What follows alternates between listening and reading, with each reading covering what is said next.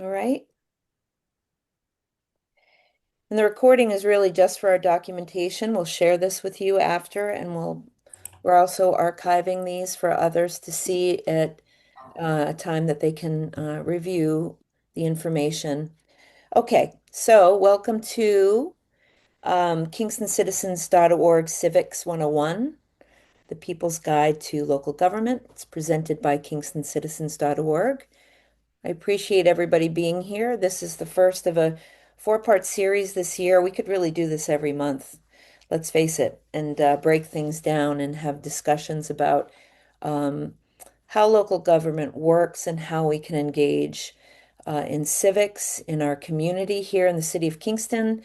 And really, this applies to anybody, anywhere, as just the simple steps in understanding and locating information so that you can participate meaningfully in your community. My name's Rebecca Martin. I'm a lead organizer and one of the founders of KingstonCitizens.org that's been active now for over 20 years. I'm originally from the state of Maine, and I've lived with my family in the city of Kingston now since 2002. I'm a Kingstonian, I guess, at this point. I hope. And over the past 2 decades, I've worked with community members in the city to build local power and hold government accountable and to create lasting community change. So it's a privilege for me to be here and to share this information with you, whether you're just getting started in civic engagement or you have years and years of experience. KingstonCitizens.org's mission, just so that you're aware of who we are, if you don't know who we are. We were established in 2006. We're nonpartisan. We're grassroots. We're volunteer-based, a volunteer organization that's been committed to nurturing transparency in local government through citizen engagement and participation. And just to say that because this work has been volunteer-led from the beginning, it's important to note we're not a 501(c)(3). We're not fiscally sponsored. Um, we don't get paid for this work ever. And it's because we work in other fields, and this is our volunteer capacity work. And the independence has allowed us to act based on the community needs and not based on funder expectations. Welcome, Marissa. So a little housekeeping before we begin. Um, so this session is being recorded, as you know, and to share and to keep as an archive. Um, Typically, I like to close the chat to keep everyone focused on the discussion, but I have not done that because it's a small group. I'm not so worried about that, but I would encourage you not to chat and just to stay with us present unless there's something really urgent for you to share. Please silence your phones. In fact, get rid of your phone. Put it in the next room to minimize any distractions. So if questions come up during the presentation, if you could just write them down, jot them down. We're going to have plenty of time to discuss following each of our presentations. As I said earlier, I encourage people to come on camera to pretend that we're in person.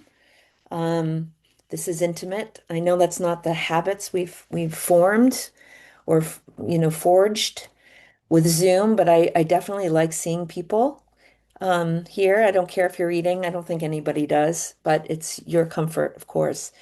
And following the training, all of these materials will be available to you, and that means you'll get a copy of the slide deck.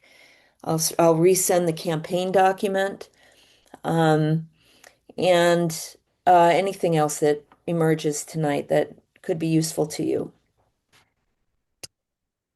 Okay, so with that stated, I thought we'd start with where in the ward. I think it's really interesting to see the city as it is broken up into wards. And maybe we'll do a quick quiz. Mhm. And in your chat, or you can speak it. Do you know what ward you're in? And do you know who your council representative is? I'm curious. Maybe you could chat it in or raise your hand just so we're not talking over each other. Fun exercise. Karen. Yes, I'm in Ward 2, and it's Michael Tierney. Hey, I should have prizes. Yeah, ditto. Ward 2 with Michael Tierney. Great. Is are wards abstract to anybody on this call? Or does Little bit. everybody familiar with the ward system here in the city? I don't live in Kingston, Rebecca, so it's a little bit new to me. Okay. All But right. I think I can get it. Barbara, we know who Yeah, ward you're. Ward 1, Sarah Pasty, and I'm a former older woman. So glad you're here. And we have a council member newly elected, also Marissa Marvelli, Ward 3, and Dustin, who also I think ran for council member in Ward 8. Yep, I know I'm in Ward 8, but yes, my Congress or the council person is Ruth Katz, not Excellent. me. Excellent. We're in the ward. So this map is actually available, and we're going to talk through it, and I'll show you where it is later on for city residents. And it's good to see if you're not in Kingston, if you have something similar, just to orient you in the into place. All right, well, thanks for that. So the goal for tonight, so Civics 101, the People's Guide to Local Government. So um, the training is designed. Let me get that all up. It's designed here to help support you uh, Hmm. in understanding how local government works and empowering you to engage and reimagine our shared spaces. And for those who have experience, maybe there'll be things here that can also help you in your advocacy anyway as you're moving forward. Um, and this is geared around the city of Kingston, but as I said, it could be applied to any local government. You can apply the same process in your search for who represents you and et cetera. And we'll talk more about that. And in the second hour, it's a 2-hour training, and we're going to spend some time talking about the commons and about the three branches of government, and then we're going to apply it to our local government here so we can see and take a little peek under the hood to see who represents us and what they do, what their jobs are, their roles are as stewards in the city. And then in the second hour, we'll be joined by Supervisor Tim Rogers, who's here now with us, who is going to lead a discussion on property and school taxes and their impacts on our municipal budgets. Welcome, Linda. All right, so local engagement and civics. So we all know it's always important to engage. Hmm. This is a crucial moment to get involved and to stay involved. And public attention to local governance inside of the city of Kingston is growing right now, which is exciting to see. And we've seen it at different times get pretty exciting. And it's for reasons that are both positive and challenging. This is where we're heading. And that's why we're doing what we're doing right now, is to start talking about processes and laws and things like that. The system that we have, essentially. So residents are demanding more transparency and accountability and responsiveness from their local officials. And KingstonCitizens.org is a part of this movement working to build informed, organized, and empowered communities. So, briefly, how I began the journey that I'm on now. My personal journey in community organizing began decades ago with a local neighborhood issue that brought my neighbors together here in Ward 9, and my representative is Alderwoman Michelle Hirsch. But back in the day, I've seen many council members come and go. And this issue brought my neighbors together, and through regular meetings, we found our people and we met on a regular basis. We built relationships, we built trust. It was prior to social media. We had Yahoo groups back then, um, and communication and a shared purpose, all of which proved to be really useful and valuable when a national water bottling company attempted to purchase 1.75 million gallons of our City of Kingston's municipal drinking water supply. It was a project that was proposed in the town of Ulster. If I could ask you all to mute, that would be helpful. Let me do, I got you, Karen. It was a project that was proposed in the town of Ulster um, to purchase the City of Kingston's drinking water that was located in the town of Woodstock. Very complicated regional issue. Um, but because together we understood where to go within local government to get our concerns on the table and to identify legislative opportunities, we were able to mobilize quickly and stop the sale of our drinking water supply to a corporation within 5 months. So all of this really started my path and got me underway to where I am today as a professional now in the field, working as an advocate on many issues, mostly environmental, on the state level. Um, but it all began as a volunteer for KingstonCitizens.org. And if you're interested, I invite you to visit KingstonCitizens.org. There's a timeline. You can see all of the work that this organization with all of its community members have achieved over many, many years. Our work has also, inspired um, other sister groups in neighboring communities to do the same in their communities. And as we know, our representatives want to hear from their tax-paying constituents. And so to be able to have these sister groups in other communities that can speak directly to their elected officials with care and concern, we can all collaborate and come together, building very impactful coalitions and get shit done, basically. And so it's really inspiring to me to see all that I've seen over the last 2 decades. And it really just starts with a meeting with a handful of neighbors and regular meetings. So with that in mind, um, let's ground ourselves here in our sense of place. We started with the wards and our role in community organizing and advocacy by reflecting on the commons, which is a term that you may all be familiar with, and our responsibility to protect them. And if you aren't, you're about to learn about them. So the commons are the shared resources that we all depend on, things like clean air, public spaces, and community health, clean water. Um, I'm just gonna, sorry. In other words, what's best for all. And, these resources have been nurtured and protected for generations, right? And our stewards over the course of many decades are put into a position to help us to continue to be good stewards, to ensure that they remain healthy and accessible for everyone.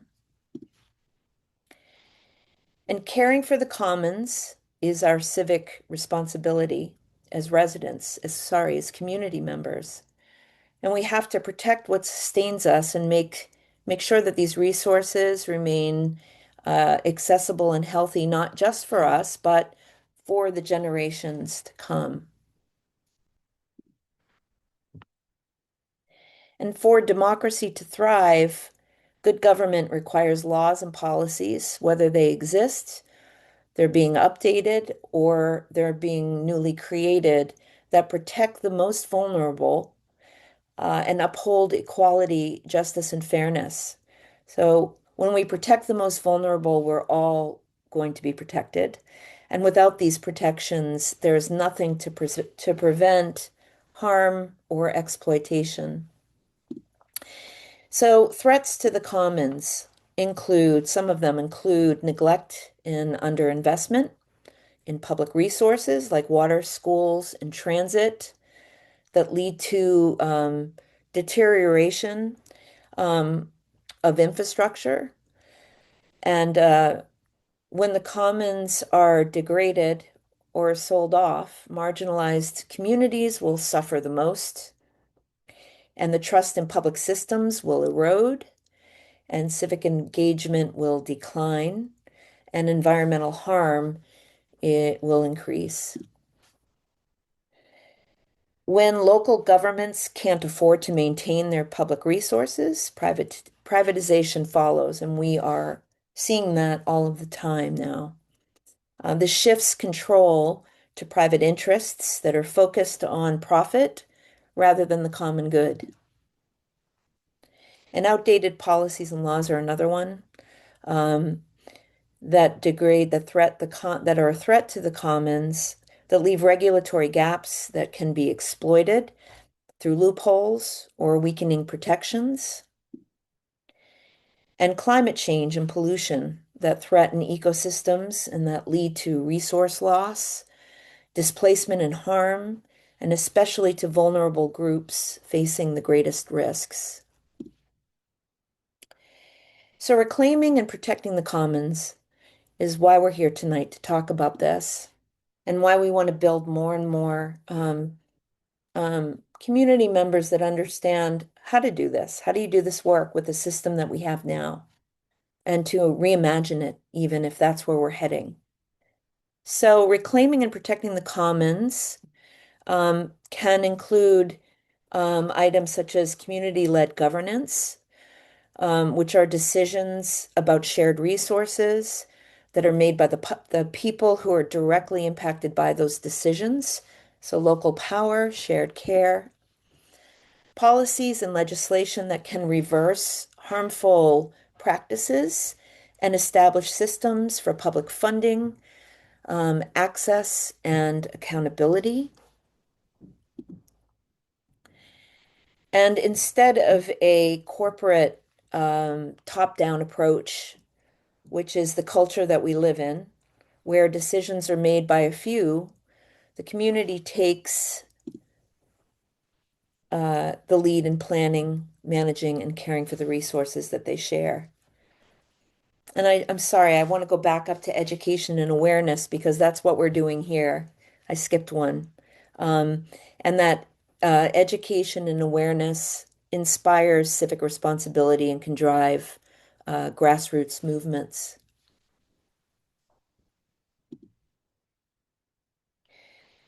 So I want to engage in local government, but I don't know how. You know, a lot of times too, we're already engaging in local government and we just are pushed into it because there's an emergency or there's an issue that we care about. It doesn't necessarily mean that we understand how the system works so that we can actually be more effective. So whether you're just beginning or you're experienced, there's always things to learn. I learn every day about how this all works. I'm going to learn a lot tonight when Tim Rogers comes on and talks to us about taxes. And so we all want to make a difference here. And it's local civic engagement that allows community members to influence the policies and to protect our resources and to hold elected officials accountable. And building the collective voice takes patience, perseverance, and commitment. But really, anybody can do it. That's democracy. So, Civics 101, People's Guide to Local Government. Let's take a close look now at how government is structured so we can apply it here in Kingston, or if you're visiting from another community, in your own town. The steps that we're exploring tonight, as I said earlier, are really the same if you live in the United States. All right, I'm going to start with the basics, which is the three branches of government. So it's a 30,000-foot view to take a look at how laws and policies are either made, enforced, or interpreted. To do this, we have our legislative, executive, and judicial branches of government, the three branches of government. So let's start with the legislative. They include federal, so our Congress, our US senators and representatives that make laws and that affect our whole country. The Senate and the lower house, or the assembly, in our case in New York State, that passes laws for our state. Some areas have county legislatures like us. Others have commissions that also make local laws. And our cities, towns, villages, and boroughs are where the local laws and policies are created and passed. Um, and that's done by city councils like ours here in Kingston, township boards, select boards. These are all officials that you'll work with most directly. At every level, there's an executive branch that enforces the laws. On the federal level, it's the president. On the state, it's the governor. And in county, it's executives. And in communities like ours, it's the mayor or the supervisor. And then the judicial branch that interprets the laws that are written. The courts that are responsible for interpreting those laws, the laws that are written by the legislature, whenever necessary. So this all matters because really in the work, when there's a problem, there is probably a law that needs to be reformed, or there may not be a law or a policy that's guiding decisions by stewards. And so it's important to understand how this works, and to know who has the power to pass or influence the law or policy that you're working on, and to get to know what issues matter most to your elected officials, what's their background. The more that we understand about the people who we elect into office, the better we can tailor our messages as community members to resonate with what matters most to them. So this is City Hall back in 2015, where we packed the council chambers almost on a regular basis to protect our drinking water. And this is, and I see this over and over again. We saw it the other night with the housing discussion. We have very active community members here in the city of Kingston, and it's because it's good to know and remember that in a democracy, which is where we are, the public plays the biggest role. We vote, we advocate, we educate, we participate on boards, committees, and commissions. We provide input, we hold officials accountable. And as we've seen, and I've seen over and over again, the communities that can organize and advocate effectively can shape local and state decisions. I like to think of civics as a friendship, and that it takes ongoing care. And civics are the tools that we use in our democracy that require active participation to remain healthy. I just also want to center environmental and social justice because it's so important in any of our work. Um, and it means to ensure that all residents have fair access to clean water, clean air, housing, healthy communities, safe and affordable housing, etc. And it focuses on reducing disproportionate harm in low-income neighborhoods. This um, a New York State Department of Environmental Conservation potential environmental justice area. There are two in the city of Kingston. Um, it's also known as Commissioner's Policy 29, which is a little wonky, but just to kind of give you a sense. And so not every community has this. We do. We don't have to get into the weeds of that today. But for during environmental review processes, this is really important. And just for to make you aware that it ensures that proposed projects aren't disproportionately harming these areas in our communities. These areas in the communities require extra outreach and all sorts of public participation materials and require careful assessment of the impacts. So this is something I like to share because it's one of the first things I look at when an issue comes up. I look at the charter, the code, and I look at the potential impacts to our community that are vulnerable. I've linked this in our campaign guide. All right, so with all of that stated, I'm going to stop sharing for a minute and I'm going to pivot to our City of Kingston website. And while I'm off, I'm going to, for those of you who came in a little bit later, I just want to share our one sheet for you here. So you can see these are all of the things that we're discussing tonight and resources that you can refer back to. Great. All right. So let's take a look at this.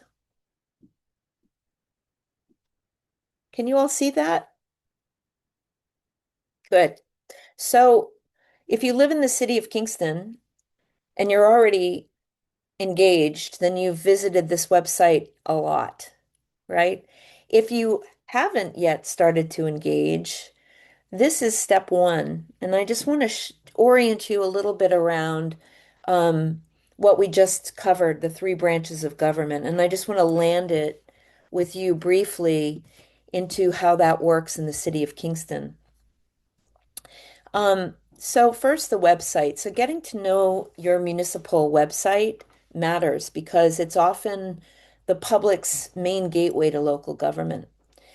It provides information on laws, on our budgets, meetings, proposed decisions, and navigating the site allows residents to participate earlier and more meaningfully, tracking hearings and submitting comments, accessing services, and seeing who's responsible for what. Familiarity with the site also strengthens transparency and accountability, helping residents follow decisions and counter misinformation and hold officials to their commitments. A municipal website isn't just convenient, although ours is not, and we'll talk a little bit about that in a minute. It's a civic tool that shapes who participates and how local democracy works.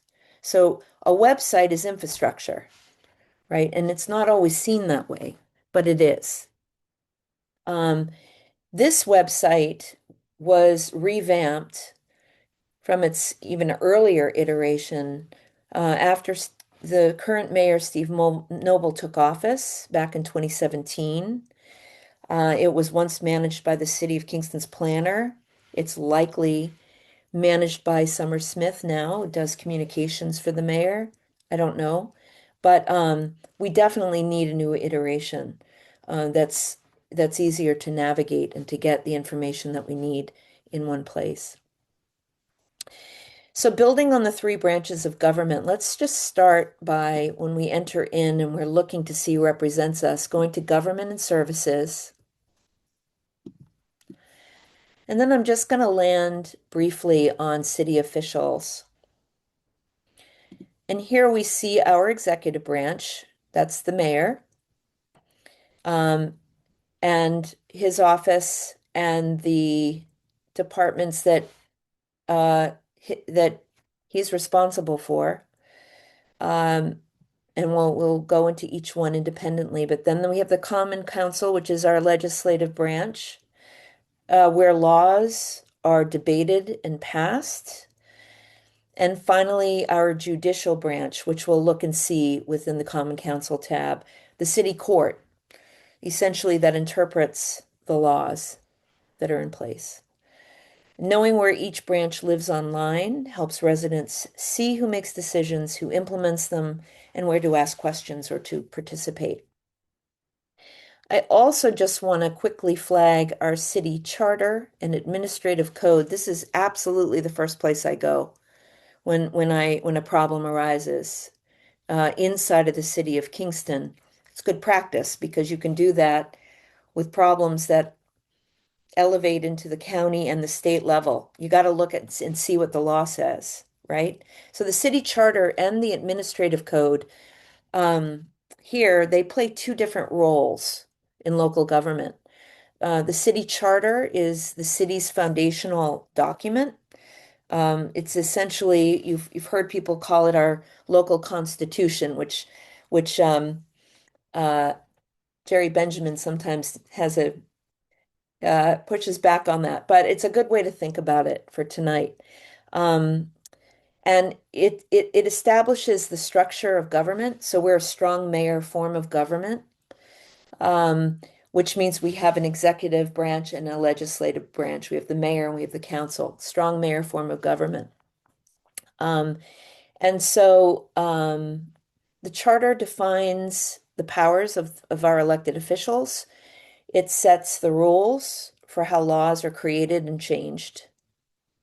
Um, the administrative code, on the other hand, which is different, is the collection of local laws that are passed under the authority of the charter that govern the day-to-day issues like housing, zoning, public safety, and city operations. So in short, the charter explains how the city is governed, while the administrative code lays out how those rules are applied in everyday life. All right, so let's go back to our branches of government and let's start with the mayor of Kingston. So on the Mayor of Kingston's webpage is the definitions, the mayor's bio, the mayor's focus areas, and about the position of the mayor, which is likely extracted from the charter. Good luck finding that on the council. Good luck finding anything about the council in the charter. It's all over the place, right? So we're at a really good moment where we're coming into an opportunity to improve that. But sticking to the mayor, we also have the mayor's state of the city addresses going all the way back from the beginning, and other things here. And so just to be clear about the mayor, the city mayor, it's a full-time position. The mayor serves as chief executive officer of the city. It's a 4-year term. The mayor oversees operations, reviews departmental work, manages the annual budget that's presented to the council um, in late summer, early fall, and appoints commissioners or board members, commissions, boards, and committee members. Those are volunteer community members um, in order to, and oversees those appointments. The mayor can submit legislation for council referral and may veto council passed laws, um, as we've just witnessed and seen, which is a good example of how this all works. The mayor also serves as the ADA coordinator, and there's information about that here, the American Disabilities Act. You can see how that all works underneath here. Beyond this, the mayor wields significant authority. Um, as I said, appointing all the boards, committees, and commissions. They control, um, whether it's this mayor or any mayor, this is how it works currently now. They control most of the Kingston Housing Authority board. They make all those appointments. The mayor sits as key oversight on bodies like the Water Board, the Police Commission. The mayor shapes economic development through the Local Development Corporation. So with these powers, budget, departmental oversight, legislative influence, and public representation, the mayor exercises quite broad, centralized authority to set priorities and guide Kingston's government. But that's just one branch of government, right? So we're going to move into the legislative branch, which is critical and that are independent of the mayor's, the executive branch of government. I'll also note that all throughout the charter, the official description uses quote unquote he, but this office is gender neutral and it's open to anyone. So the Common Council is Um, that's where I live. I love working with the council. It's our firewire to City Hall as residents. And on the Common Council page, there's the ward map, which we kind of took a look at, which is very interesting. I encourage you to do that. Sorry, lost my place here. Um, the rules of the council. So the city of Kingston Common Council creates rules that are updated annually and formally adopted in the new year on January the 1st. The official documents are certified by the city's clerk. Um, and while adoption and certification are documented properly, the rules do not explicitly state who drafts or updates them each year. Um, I know that the council president seems to take the lead on that. I don't know if the council is involved in those updates, but they should be. But at any rate, um, it's generally understood that the legislative staff or the legislature, or council, I should say, there's no staff, with the city clerk, who is staff, um, is bringing these rules forward. Um, Though I will say this process is not detailed anywhere that I can find in any public documents. City of Council resolutions. This is a great addition. Maybe it's been here for a while, but it's helpful. Although you have to go 1 year at a time, the city of Kingston makes most of its resolutions are available here dating back to 2011. And this archive is extremely valuable of a resource for reviewing the council's work, tracking their key decisions, and understanding the policies that have shaped the city over the past decade. Just going to head back to our page. We are alderman at large. So the city currently uses this title. It's in the charter. Um, the alderman at large, but we like to say council president. Um, so it's really not a gender specific role, right? This is very old, dated language. So anyone can legally hold these offices. It's just important to say words matter. Um, this language is outdated. All right, so the council president. Council president is, or the alder person at large, serves as president and presiding officer of the Common Council. They appoint all council committees, which you'll find here. These are the council appointments, and these are the 4 committees that the council serves on. The council president also makes liaison appointments. This is important to see who on the council represents which one of these important entities within the city of Kingston, and sometimes can be really effective when we're trying to establish a dialogue with the fire commission or the police commission or what have you. It's very helpful. The alder person at large, in the event there's a mayoral vacancy, the alderperson at large assumes the office for the remainder of the term. Their role then is filled by appointment for the unexpired term. I think it can be by anyone. It doesn't necessarily have to be a council member. Let's see, anything else about this role? I think we've covered it. So the council members, just going back up here, I'm just going to try to move a little quicker. I'm seeing we're running out of time here. I want to get into a discussion. So the council members, we have 9 members. Each are elected into their ward by the constituents of the ward, the community members of the ward. Their role is to respond to their community members, their constituents in the ward, and also they sit on the council. So they're making decisions citywide as well as intimate decisions inside of their ward.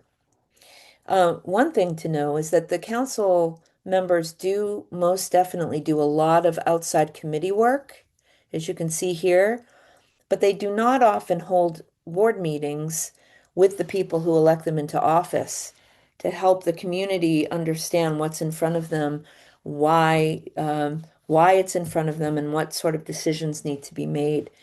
That is something that community members can advocate for. It's not required as it stands. Um,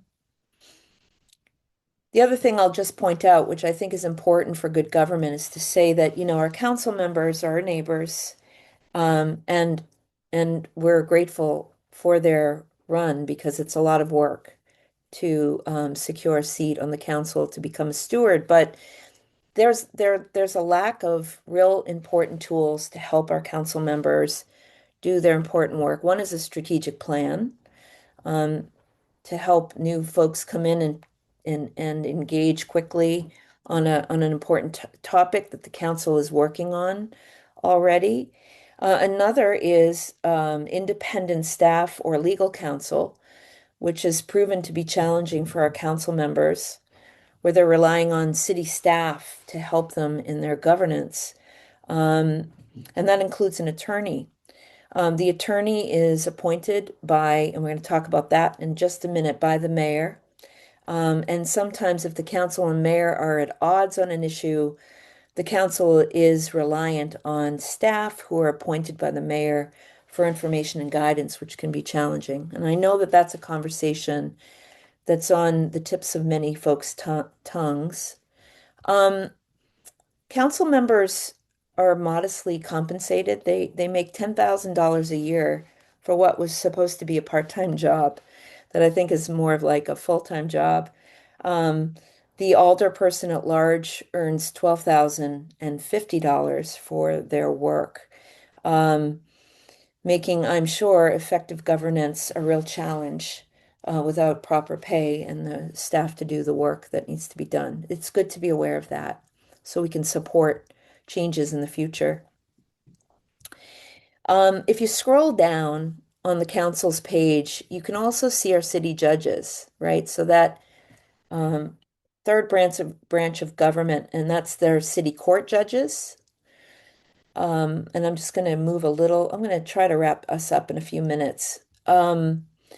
Other elected officials that are important are our legislators. That's the county level of government.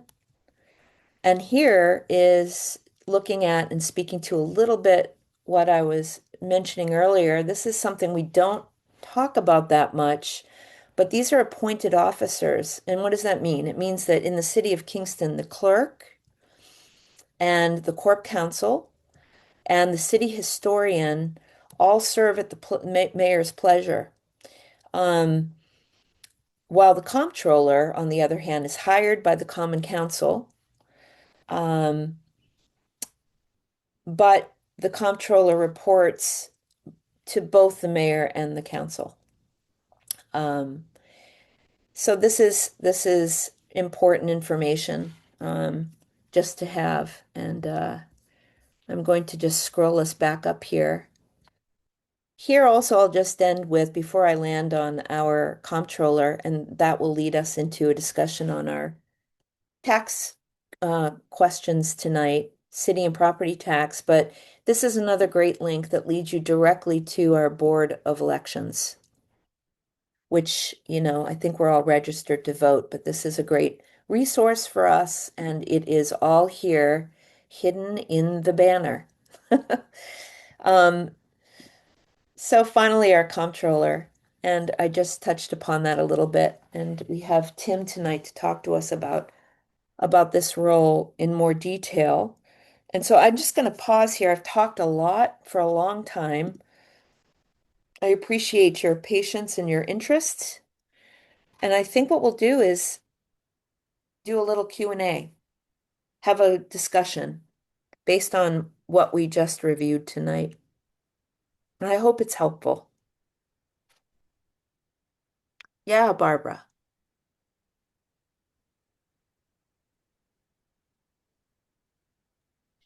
Thanks, Rebecca. I find the website absolutely horrible.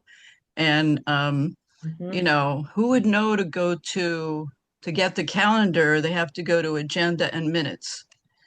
who would figure that out? And then it's mini, you can't even find where the little button would be to hit the agenda, so you know it even is being covered. So, we want more citizen participation, but this is an atrocity. And then I have to say that I don't have severe hearing loss. I do wear hearing aids, but when I was on the council, I couldn't hear in the chambers or in the rooms, or if you want to watch a tape of a committee meeting, you can't hear what people are saying. And it's not just me. I know, like our friend Tanya Garment, she said she used to get in a car and crank up the sound and hope to hear what's being said. So one time in a meeting, I said, I can't hear. And our clerk said, nobody else has that problem. And then I said, how about ADA? And then she got nice. So I hope someone takes up that issue. I would do it now. I was a little scared when I was on the council because there was enough tension for me. So that's one thing. And the other thing, the council people or older people do not have a handbook that's complete.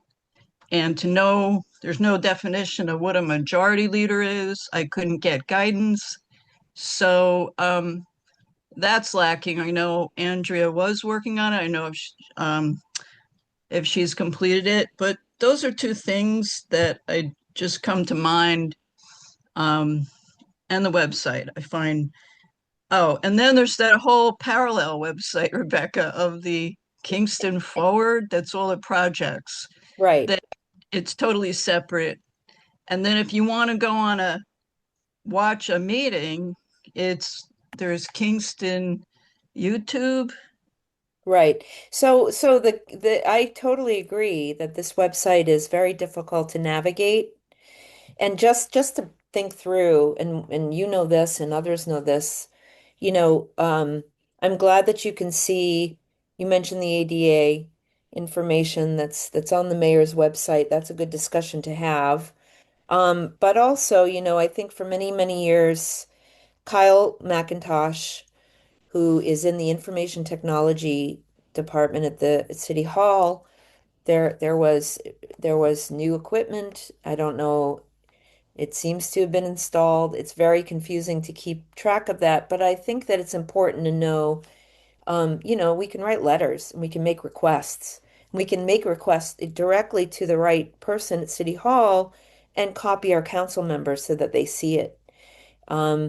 That's not to say that that's the way to solve all problems, but what what are the opportunities for us to try to make things better, the needs better? And I think for the Yeah, website, um, that would seem to me like an important conversation for the council yeah, to have. because this is civic participation, Right. Hmm. So thank you, Rebecca, for And doing this funding, too. and funding. Right. Yeah, Thank you. Appreciate it. And I'm just going to bring us back to the calendar. We'll just stay on the website while we're talking.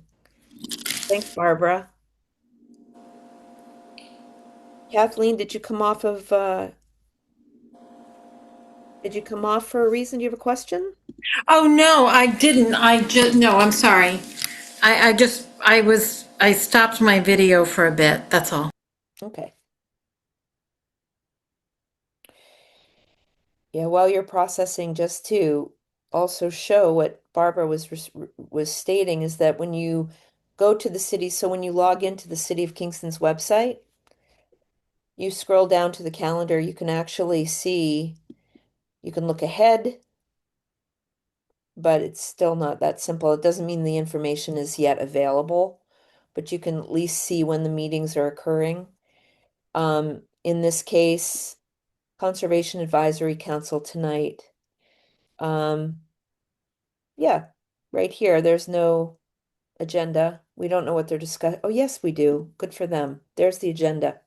It's tiny. It was hard to find, but there's the agenda. There's also a link here where you can listen in. Here they are. Just so that's where this information is. It's not always easy. So the agenda is sort of hidden down here, but we found it. But that's what Barbara's referring to with the calendar. Yeah, I think also of note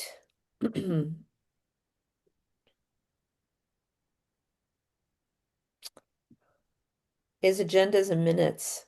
Now I found that under government and services.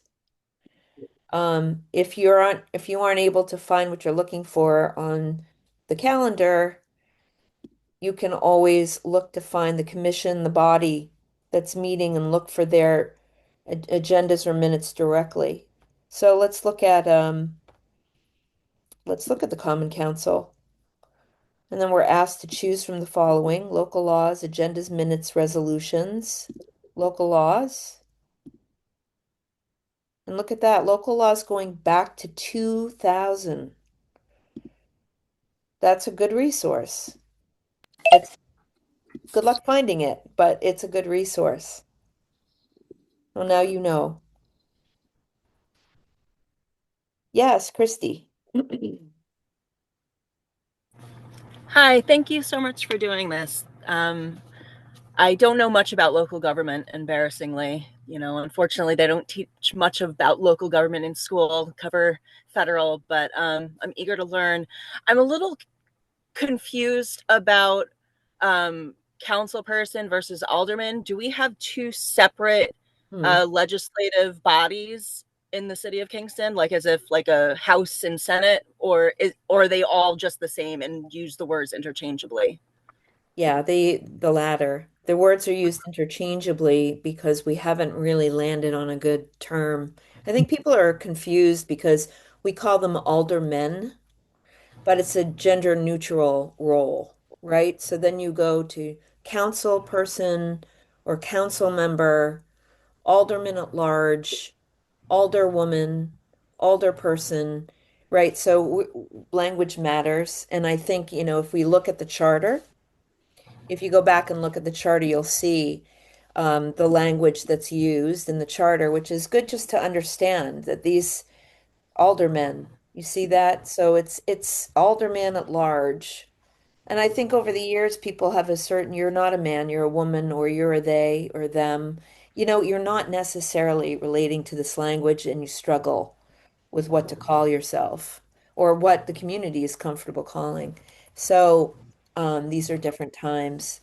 So hopefully there is charter reform coming up in the coming years, and hopefully we will be addressing issues like this.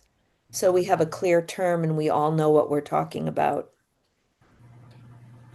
Thank you. Sure. Barbara, just a couple Yeah, more questions and we'll let just you take it yeah, away. just quickly. I know my older woman Sarah Pasty served in Beacon on the council, and as the work is proceeding on the charter, she may be bringing in some of the procedures in Beacon that uh, assisted in having better community participation. So I'm excited to see what comes of that. Mhm. And the other thing is, I don't know if it's what you just did, Rebecca, but I'm curious, like, shouldn't there be like a binder with all the housing resolutions so that you could say, oh, what's happening in housing in Kingston? To sort that way would be useful. I don't know that the Corp Council has, binders that way by topic area. Is that in what you showed? So what happens here is you can actually look at individual, if you go to, so let's do this slowly. So Okay, we're at the city of Kingston. Here we are. And we're going yeah, to go to government and services. And then we're going to scroll down and look in government and services. This is how I'm finding it. Agendas and minutes. right. It's like a treasure hunt. Yeah, it's a lot of internal mapping that is necessary for this, which I is see. Okay, probably useful. We just need a new website, I think. Um, and you can kind of let's take a look and see um, if what you're asking for is here. Human Rights Commission, no. Anybody see it? Special Housing Committee? I remember that. I think that was a few years ago. So here are their agendas. So here you go. It's a start of something. It's the start of understanding what is happening on the subject that you're concerned about and that you're working on.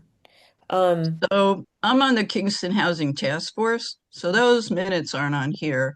Right. And if you go to that Kingston Forward page, I haven't gone to see if it's on there. I know I worked very hard to get a consultant for that task force, but it's so this and that. So, but I'm glad you're taking us through this because thank you so much, Rebecca. Yeah, It's sure. not a training you get as a new council person either, older person. So you got to Right. figure this out on your own. There's Right. no orientation. That's another thing that can be improved for sure. I also think that it's important to step back and recognize that someone's got to do this work. There's a lot of work to do. And as you all know who has served, it's difficult to know um, where to go to get it done. So you have one clerk, right? The council doesn't have its own staff, for instance. That's one idea. There might be other ideas, but certainly, in order to get the information all scanned and uploaded, that's a job that somebody has to do in the midst of the capacity that they already have. I think it helps to understand that so that we can start having conversations. If someone is overloaded and it's above and beyond what they can do, well, how do we budget and think about the things that we practically need and make the case for it, right? That's the overarching thing. Instead of demanding that a clerk's office do it, what's the capacity? What's the problem? What kind of support is needed? Does it have to be through the clerk? Could it be through another avenue? Could it be a different office? It's all these questions. These are good questions to ask in order to problem solve. And Barbara, I would say if you were on a task force, it looks like to me that I thought I saw a task force, right? So if it isn't, maybe I did not, but let's just take another quick look. We have commissions, we have the council, we have advisory boards. What's the difference between that and a task force? Everything should be here. And that's good because someday when the website gets overhauled, all this stuff just needs to be moved over. It it may be that, Bartek, there's a housing whatever his department is, it may be under that. So just saying. Okay. All right, enough Well, on it's that. very Is there a, helpful. is there a search, is there search available on that site? Yes. Let's try that.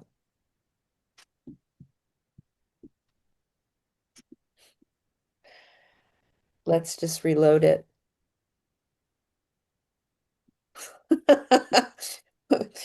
Let's see. Enhanced by Google. That's not the search we're looking for. I Oh, don't yeah. know. Yeah. That's going to take us on the web. Yeah. Okay. No, So, no, it may just be internally also, or give it a try and see what it does. Okay. Housing Task Force, correct?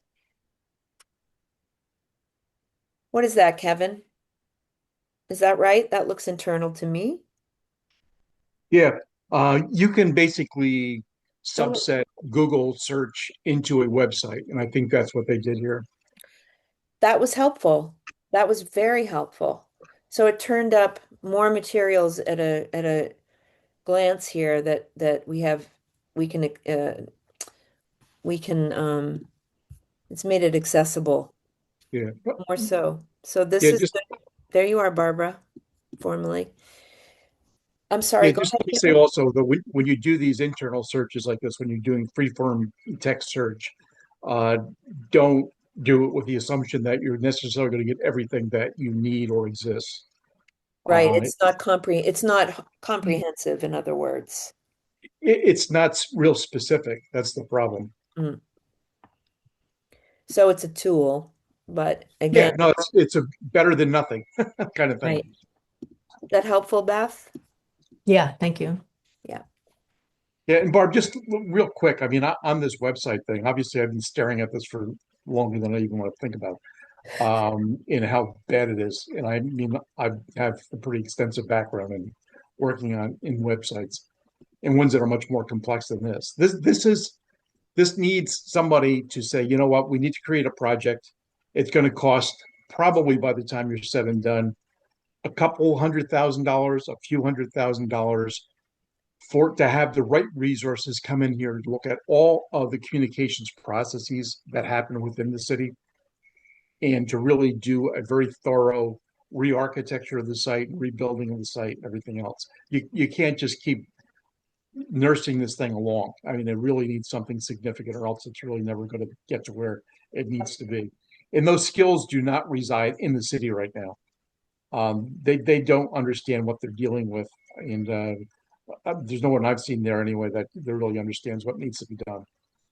Yeah, and I would say that when it by Amy, and I'm sorry I missed some of these chats. By Linda, you'll get these materials. I think one of the things that I wish we could start referring to websites as is infrastructure. It's infrastructure.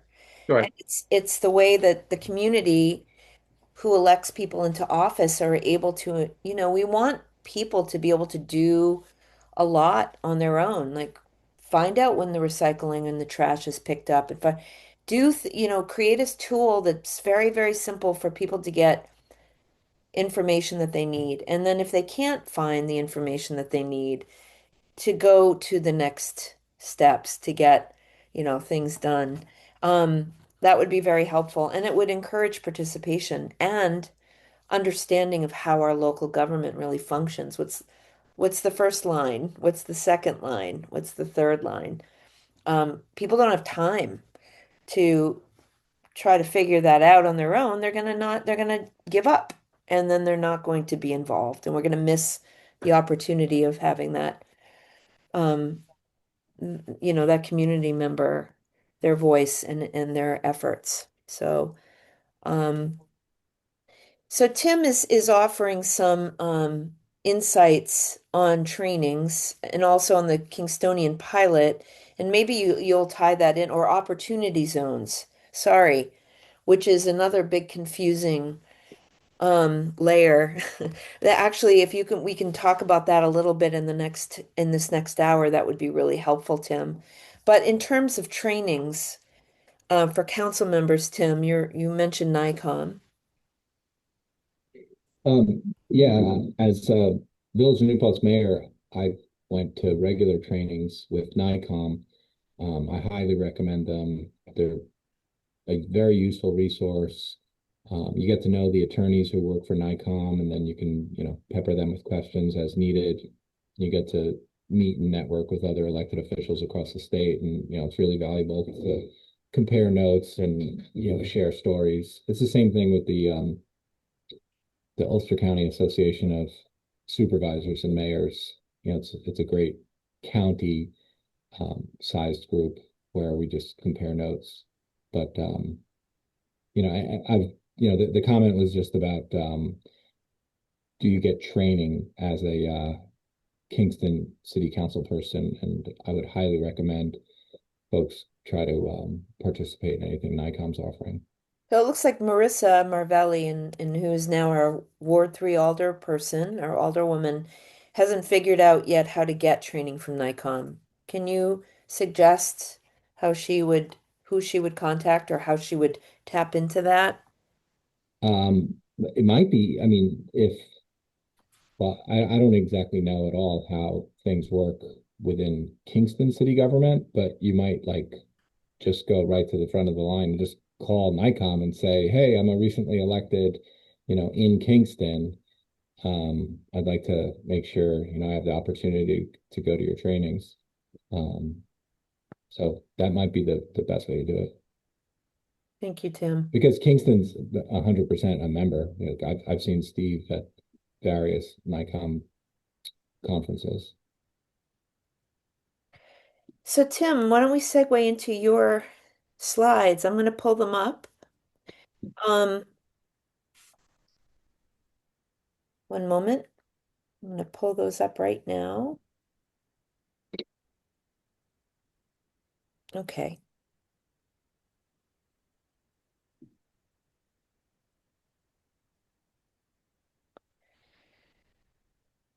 All right, so I mean, we could spend an hour just walking through the city's website. And this is trial and error.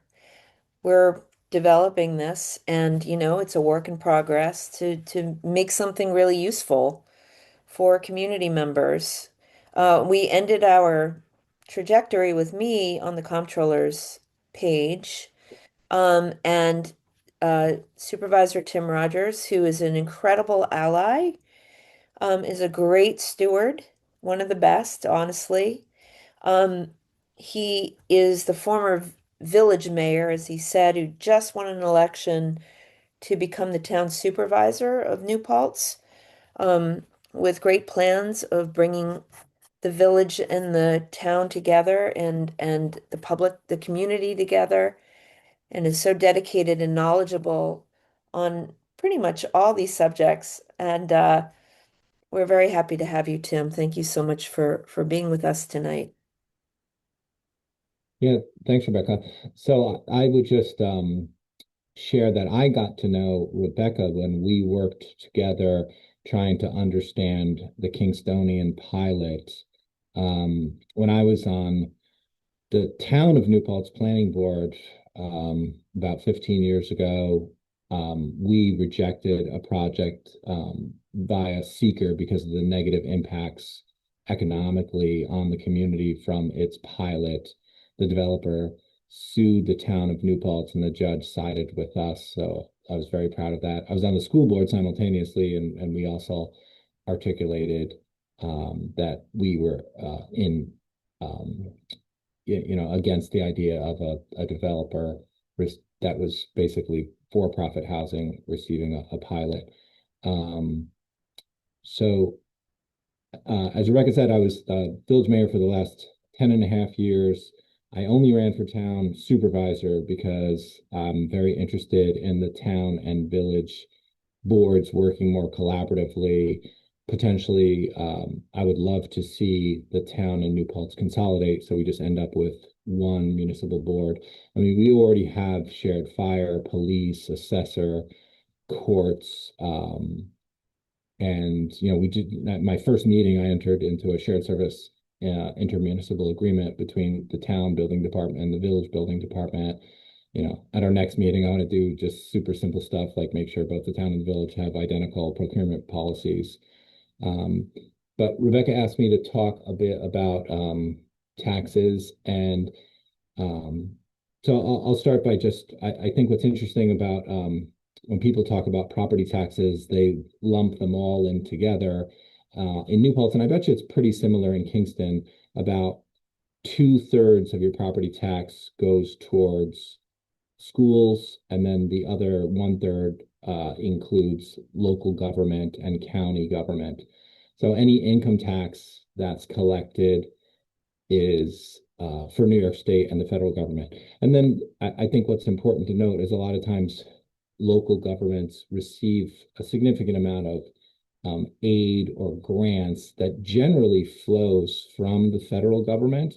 Even if you receive a grant award from the state, from my experience, most of the time the money originates from the federal government. Sometimes the grant awards that we receive were part of the state budget, but oftentimes grant awards are originated via the federal government.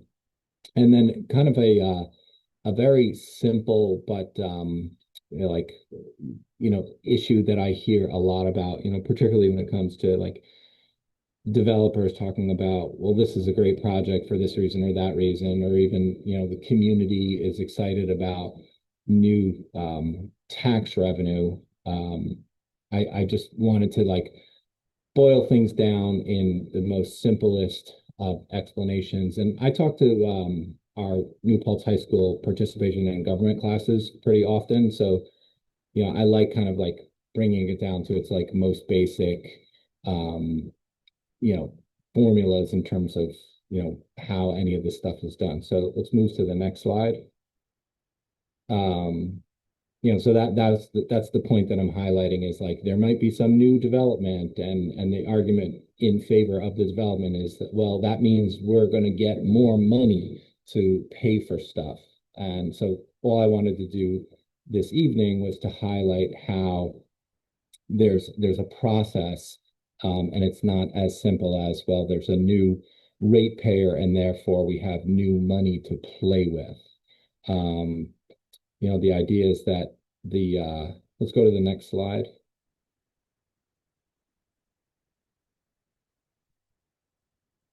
So what we have to do is like each year start from the point of like creating a budget where you try to identify how much everything will cost. And that could include, well, how much do we anticipate to spend on, the variety of essential services that local governments provide, salaries for staff, health insurance for staff, and then, various projects and, various programs.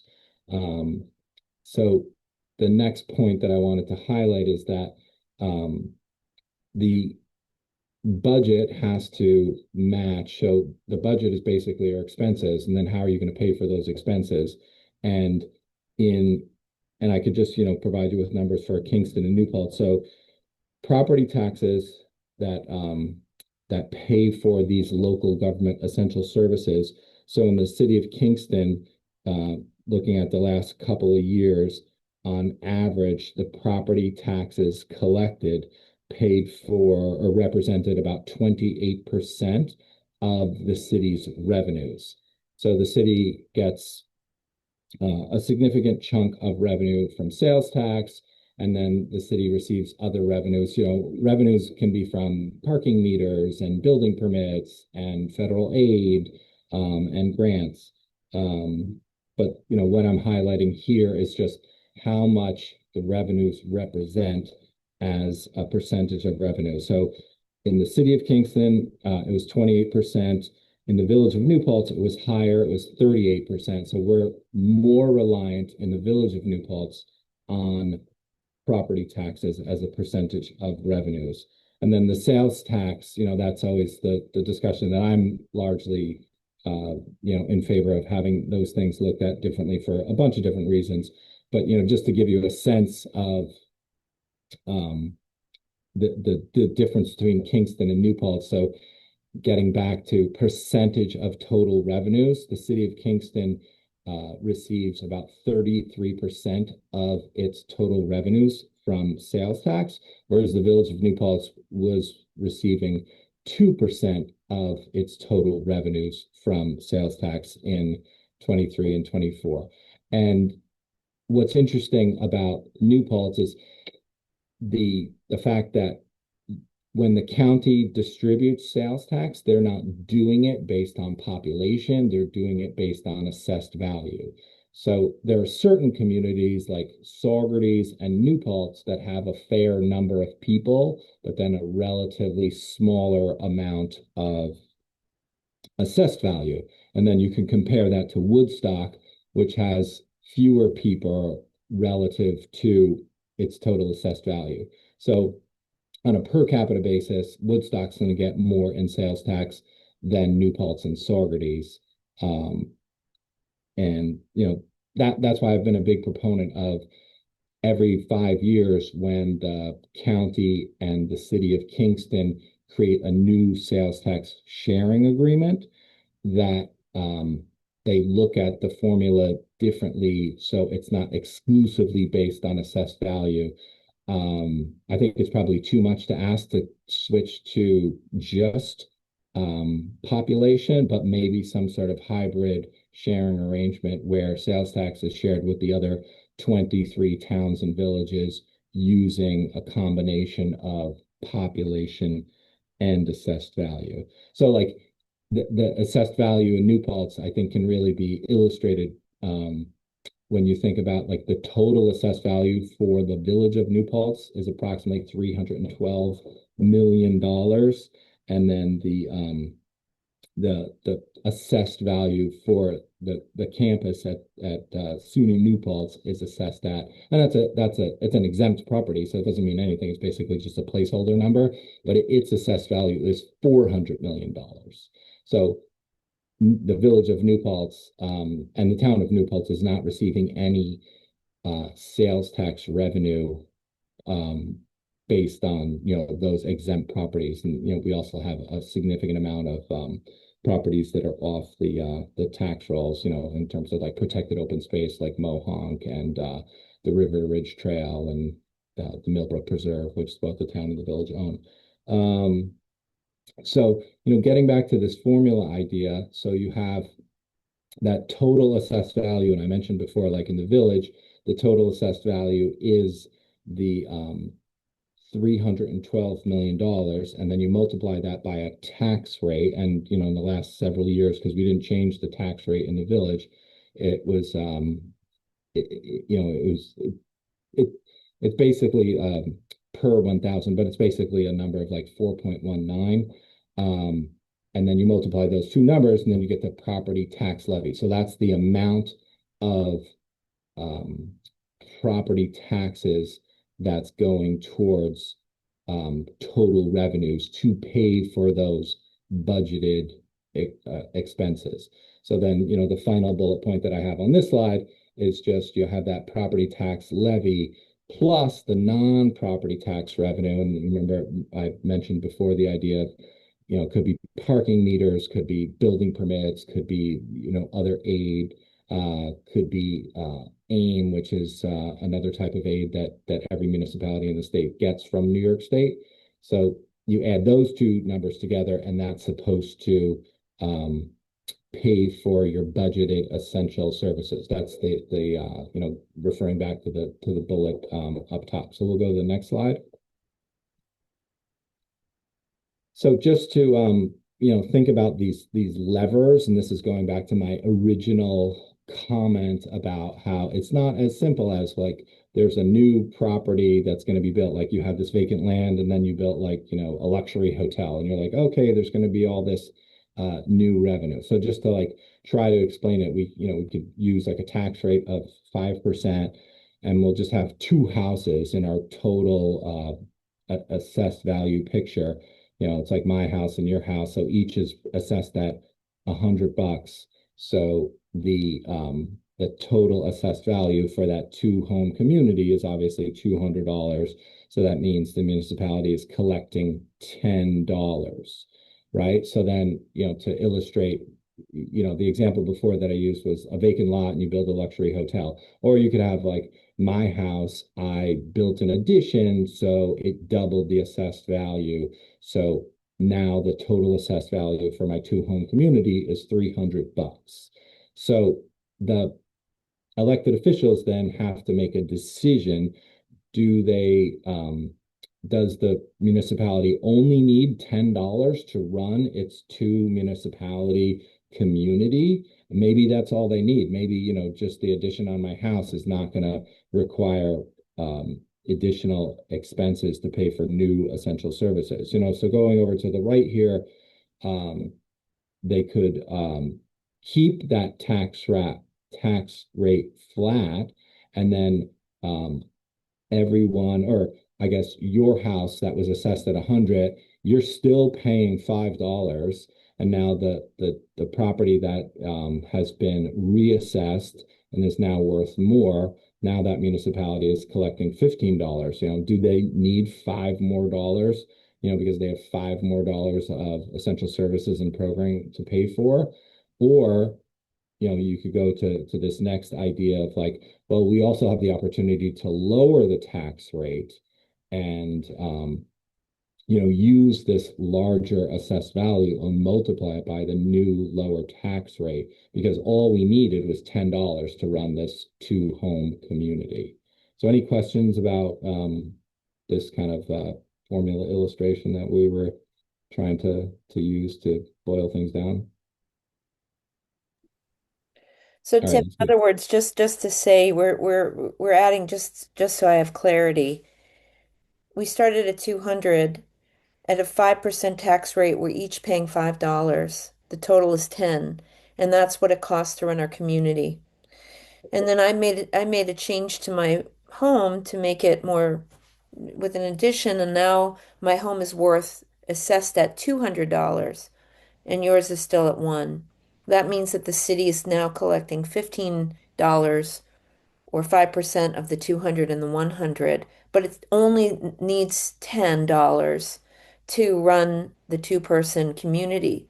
And so what you're saying here is that now the city has a choice, or the municipality has a choice. They can um, use that additional $5 to create a new program or to fund something new if there aren't any impacts to the addition that I've put on. So I don't have any students, new students going to school. I don't have the need for more police or fire, right? So that $5 is actually an amount that the city chooses how they want to use it, either by funding something else or lowering the tax rate citywide, which are to the two of us, right? Hmm. Okay. I'm just speaking it back so I really understand it. Yeah. Let's Thank try you. the next slide. Right, so that's what Rebecca was talking about, like this new development idea. Do we need more um, revenue to pay for things like more students in schools? So like, this, if this was a school budget and there's a jump in population where we're going to end up with more students, then that higher assessed value, let's keep the tax rate probably where it is. Let's not lower it because we want that additional revenue to pay for those new students. Are we going to pay for more road repairs than we paid for the previous year? That's a question that the elected officials putting together the budget are going to have to ask themselves. And then I just crossed out the word sewer just for as an example because it's different in different municipalities, but in the village of New Paltz, so stormwater was paid for out of the general fund. So that's largely paid for with property tax revenue, um, whereas water and sewer utilities are not paid for with property taxes. Water and sewer utilities are paid for based on consumption. So ratepayers get an individual bill, and it's the same in Kingston. You get an individual bill based on how much water you use, and then that's number is used to figure out how much sewer capacity you used. But that's why I just crossed out sewer because that would be a whole other exercise that the elected officials are having to figure out. Like, do they need to increase the water or sewer rates to pay for the fact that we now have more students living here? Another essential service that we're paying for is making sure that our staff has health insurance, and health insurance premiums go up by, nearly double digit uh, percentages each year. It's unfathomable how much they've gone up, for the last 10 years. So that's a very significant expense that local governments are taking a hard look at when they're putting together their budgets.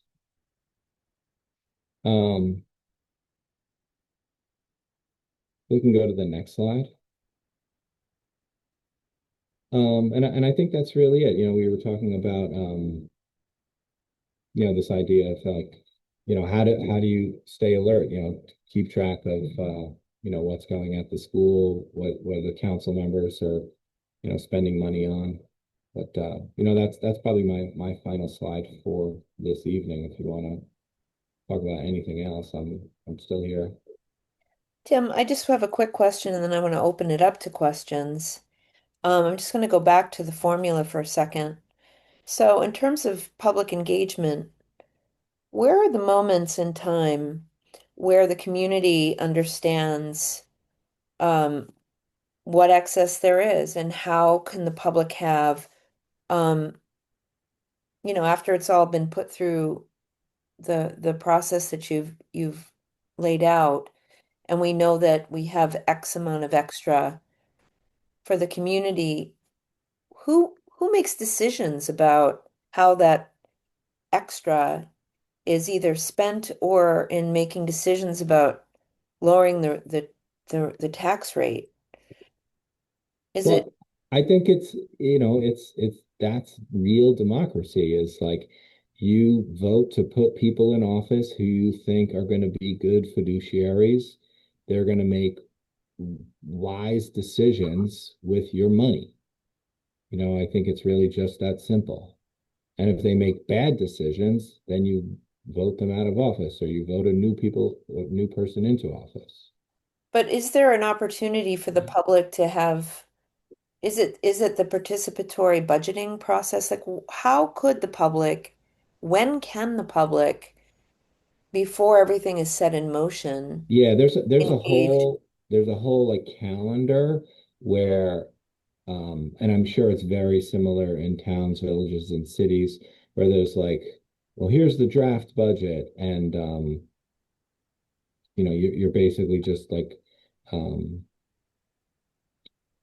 I'm kind of losing track of what I was going to say just because it's late, but Well, just wondering where the public can engage, and you're suggesting that it's during these budget hearings and throughout the course of time before the budget is adopted, right? But yeah, like a good budget process should include, the draft budget, and then the community has X number of days or weeks to respond, and then there's a public hearing, and that's your opportunity to pick apart the budget. And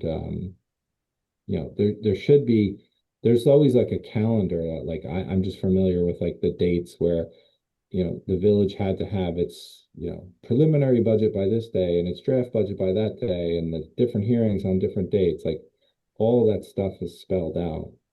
right.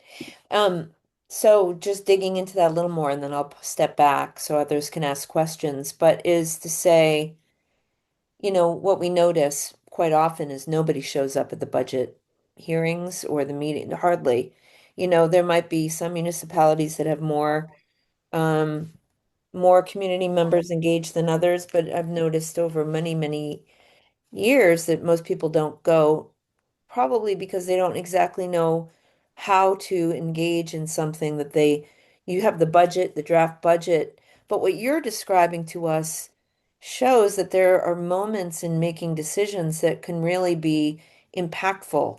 Like maybe your taxes increasing is okay if the money is being used in another way that's a public good, but how would you even know where to have that input or say, and there might be other parts along the way to help bring the public along to the degree that makes sense. Because I also hear you saying that, people are elected into office to manage and to maintain these processes, but it's the public, it's not a private entity. So there's always got to be ways for the public to understand what to do, Yeah. not just sit and listen in. How do we I have an do it? idea about answering that question, but Karen had a hand up. Okay, this is, you have a list of things, using your voice, keeping track of property assessments. Okay, what exactly do you mean? Um, and how the assessed value of my home, and then now what it is assessed at now. How does that happen? And could you go into a little bit? In other words, I could have been out of my home because of the tax assessment. When you have that list, follow um, the assessed values. Well, I think what's interesting about assessed value is that like the assessor's not supposed to move your assessed value around because of like one or two comps in your neighborhood. Sometimes your assessed value might be like weirdly below market and they have to make a change. But there's a process that the assessor's following, and that's why generally and I think what's interesting about assessed value is like sometimes it's it's I could make the case that it's actually like not that important that it mirrors the market value for your property. What matters is its proportional relationship to all the other properties. So like, if my house is worth X and your house is worth Y and Rebecca's house is worth Z, as long as those numbers like are a multiple of the market value that's fair, that's what is important as opposed to are our assessed values exactly at the market value. I think what matters is just that the ratios are all reasonable. And that's why it is important to do reassessments community-wide because assessments do get out of whack. Like there's definitely a case in New Paltz where the residential properties historically are like closer to market value, and then the ratios from like one neighbor to another is like pretty reasonable. And then the commercial properties are like weirdly undervalued and underassessed. But then you can't really like make that change just because there aren't enough comps, right? Like if there's very few transactions, that's why those commercial properties, like, just because a neighboring property sold for, a significant amount more, that doesn't mean that every other property on that street should go up just because it's like in California, that's how they do it, which is really fascinating to me because it's not how we do it here at all. But if your house sells for whatever, that's your new assessment.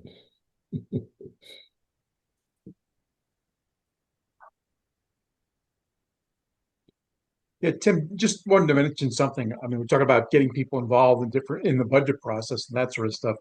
But really, when it comes to any other major project going on, one of the Achilles heels I see all the time is that really the people coming to these meetings don't have a basis for making decisions or assessments because the information about these things are so scattered, so spread all over the place that you really need some function you need somebody that's pulling all that together so that there's a trusted repository of information that everybody's looking at so that everybody's looking at the same set of theoretically facts to be able to base decisions on.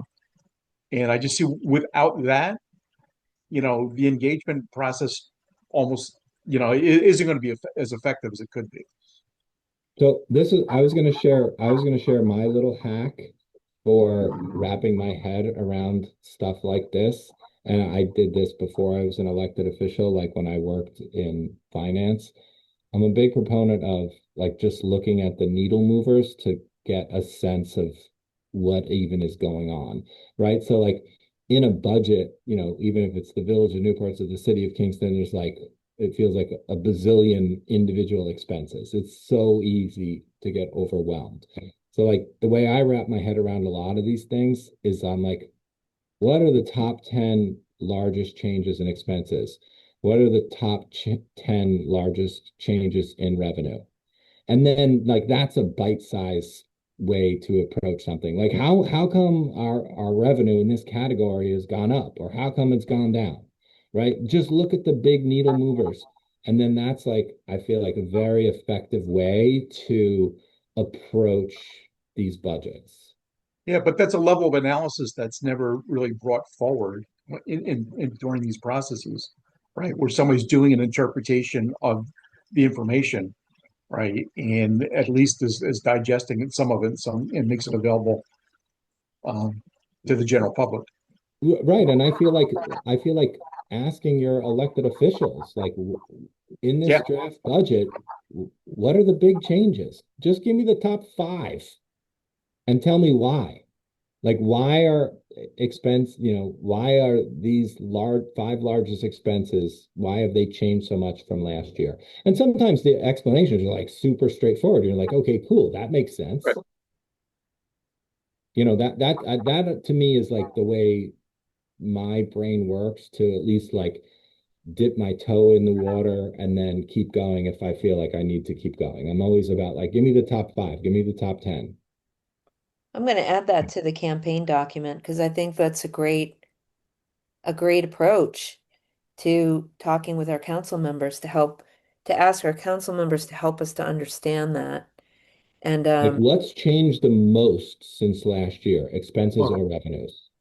and Rebecca, even before that, though, I mean, when I was going through budgeting processes, it was always, what are the key initiatives for this year, right? What do we really want to focus on? What are we trying to do this year? So that you're looking at the budget from the standpoint of what do you need to do to keep the lights on for basic services and that sort of stuff. But then how do you want to look at your discretionary spending and allocate funds to those different things? And they should align with some number of key initiatives, probably less than five, but it's basically we're doing these things a little bit differently because we're trying to support these particular initiatives. And everybody should agree on that, by the way. That should be a really a deep, intense discussion about, hey, what are those 4 or 5 things that we really want to focus on this year? it's such good advice. And I wonder if had you have any experience hearing those conversations during committee meetings, finance committee meetings?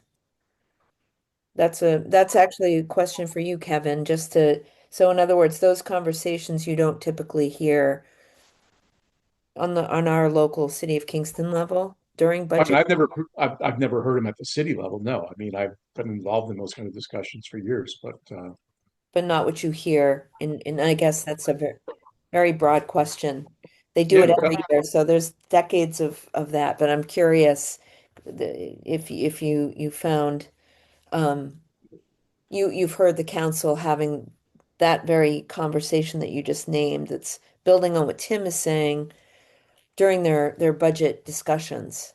yeah, I'm not even sure it's an iterative process in the city of Kingston where the mayor comes out with, I mean, I think it's pretty much, it seems like anyway, the mayor puts out a draft budget and the council may comment on it and that sort of stuff, and they may shave off a couple things here and there. But I don't think there's any discussion about what the key initiatives should be for that year. That's a gap. That's You helpful. can probably like just Google like city budget calendar because there's like a bunch of different like thresholds that have to be met and like dates. It's like you have to do this by, this date. You have to do that by this date. Like everyone has to follow the same thing. It's all per state law. Hmm. You definitely have a few bites at the apple for sure for any budget. It should be more than just like, well, here's the preliminary budget and here's like it should be more than just like, well, here's the most basic, you know, cursory review. It should be a little deeper than that. It's great advice. Christy, Hi. I think a big issue is that the general population, they don't even know how to access this information, much less understand it. Um, One of the issues why local newspapers, we need them to report these kinds of things. We don't even know what our budget is and how to access that information, much less, analyze the information that's presented to us. So looking for the changes in the budget, well, we don't even know what the budget is. well, really quick, let's just take a quick gander at something while we're here. Tim, I hope you don't mind. Um, Look at the City of Kingston. So, right, where's the budget? How do you find the budget? Anybody know? Where would you look?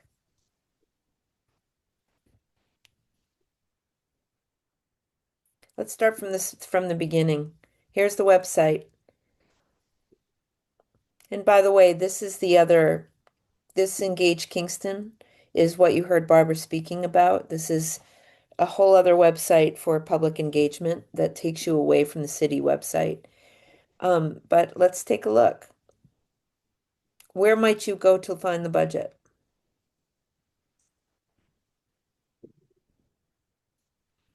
Let's go to government and services.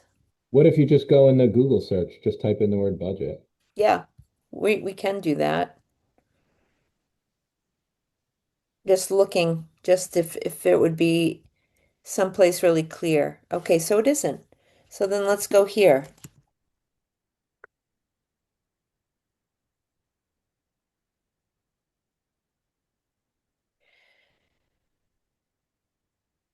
Proposed budget, City of Kingston budget.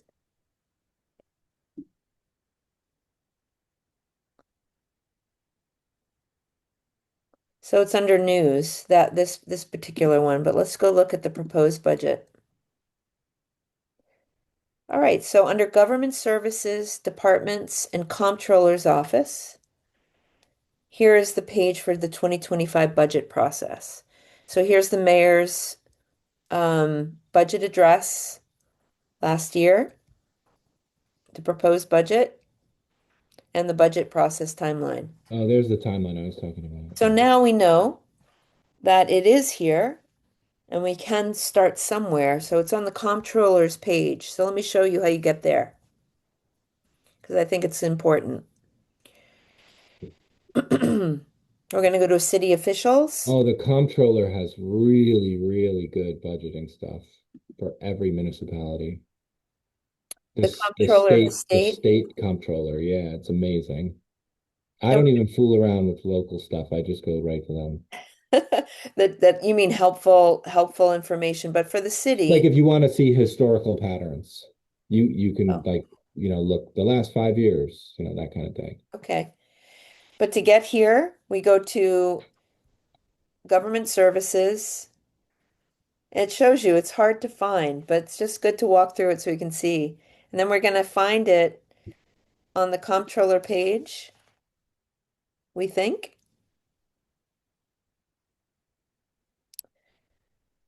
That's the office. So where's the comptroller's office 2025 proposed budget? So let's try that again. Does that open up? It does not. So here's a problem. Ah, maybe not.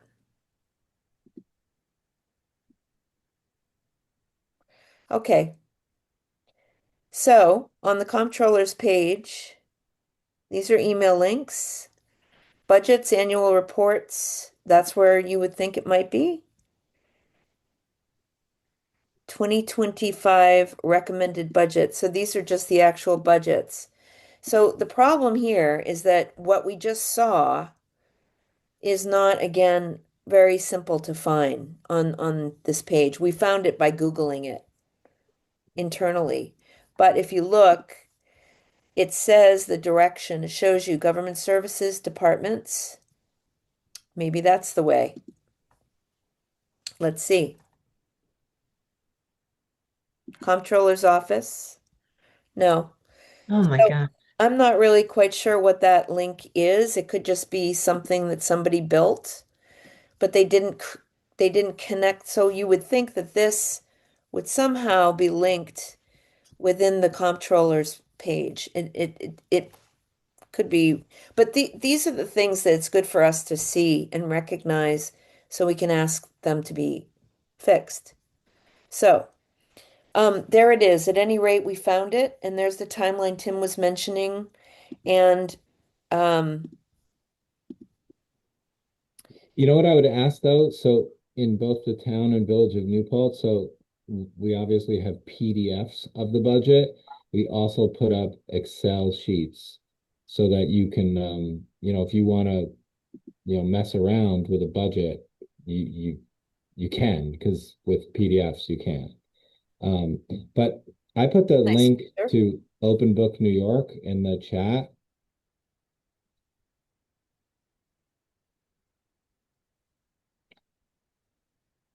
And that's my favorite as far as like if you want to like wrap your head around many years of budgets and see what's going on with different lines. Yeah, I mean, just an FYI, I looked at the 2026 budget timeline. It starts with Mayor Noble presents proposed budget to Common Council. And then there's a public hearing a couple of weeks after that. And then there's some independent committee meetings and that sort of thing. And it's done.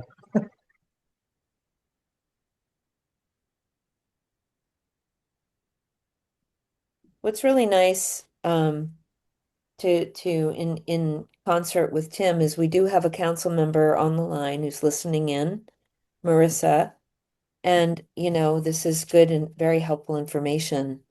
And there's got to be opportunities for us there's a lot of things that need to be addressed, just looking at the website alone and ways and better ways for the public to engage in the budgeting process in whatever way is appropriate. Um, Taking notes. Do you have any other questions for Tim?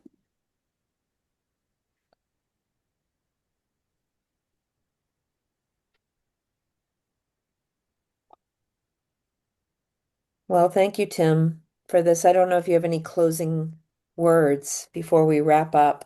I'll wrap us up with next steps. No, I don't have any closing words. Okay. I mean, I'm just fooling around right now looking at Open Book New York, and I'm pulling up Kingston from 2020 through 2024 because it'll give you 5 years of data. So I would definitely use the compare functionality in that website. It's really, really because this is the information that's reported, these are not budgets. These are like what was actually spent. Like this is, you don't have 2025's data yet because that has yet to be reported from Kingston to New York State. So it's like it's not budgets, it's actuals. Thank you, Tim. All right, everyone. I want to thank you all for coming tonight. Next steps here is that we have our campaign, that one sheet. If you scroll to the bottom, you can see where Tim's area is, and we'll put some of this information there as a reminder and as a guide. And I think spending some time with the City of Kingston's website, if you haven't done that before, I mean, Kevin and Rose certainly have, and as have perhaps certainly Marissa, Dustin.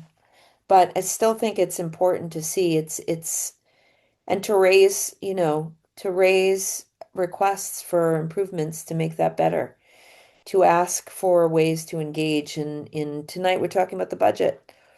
How can we better understand and engage in the budget process? Some of that's on us, and some of that is on the city. And that circles back to civics and what is our responsibility in our community to engage and to use and the systems that good government in our systems are here to protect us. And I don't know what we do without those things.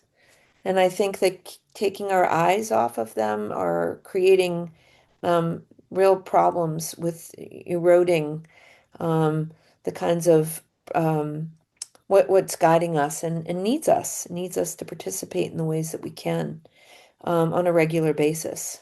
And that's challenging for lots of reasons, but I'm glad you're here. We're taking some steps together. We're going to do this again in April. We're going to have this evergreen. It's going to keep improving, but we're going to have Michelle Hirsch, who is our Ward 9 council member and now the majority leader in the city of Kingston, to have a conversation about the upcoming charter reform. So I hope that you'll come back. I hope that you'll share this, and let's make this better. And let's learn together and encourage others to do the same. We should be doing this. I wish I could invite you all to my house. That would be nice. We could whiteboard. Maybe someday. But for now, thank you for joining me and all of us tonight in your busy schedules. I love seeing you, and I hope that this was useful. And very special thanks to Tim, who's having fun in his Open Book New York, I can see. Um, and thank you for being with us and being such a great steward. And we'll see you all soon. Thanks a lot. Thank you, Rebecca. It was Thank you very good. both. Yeah, Yeah, thank you, Rebecca and thank Tim. Yeah. Good night, Thank everyone. you. Good night. Thank you.